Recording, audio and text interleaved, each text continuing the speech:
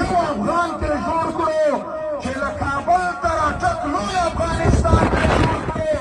او موږ په رښتیا د احمدشاه لمسی وو دا کس میدان ځئ چې له تور واک واخلو بېرته غلامان ترې جوړ کړو. څوک چې ژبه د پښتو یایي افغان دی چې دا نه مني پښتون نه دی ګلخان دی.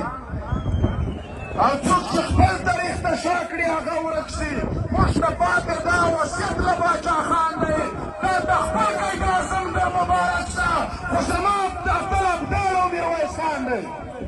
سهار به راځم هم په نیمه شپه به راځم هم په سهار به راځم هم په نیمه شپه به راځم چې پر کام ننګ وي ښه په جوش او په جذبه به راځم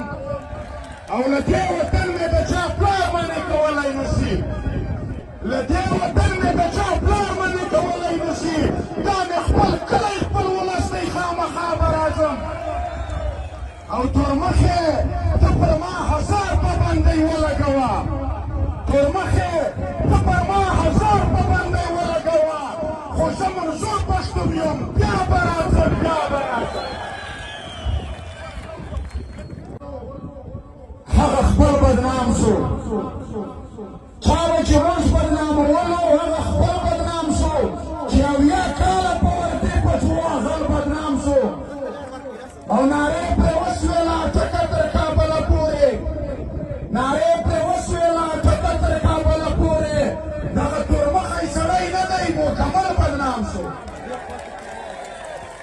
اوس چې یوه مو ژبه یو مو دین یو مو رواج یو کلتور ډیورنډ کار څه چې د چا پلار مو بیغولی نه شي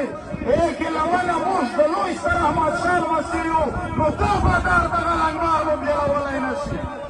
اوس دا څو کرښې د ټولو دغو ننګیالو پښتنو ملالو خویندو په نوم وایي زه پښتنه یم بې ننګي نه قبلوم پښتونه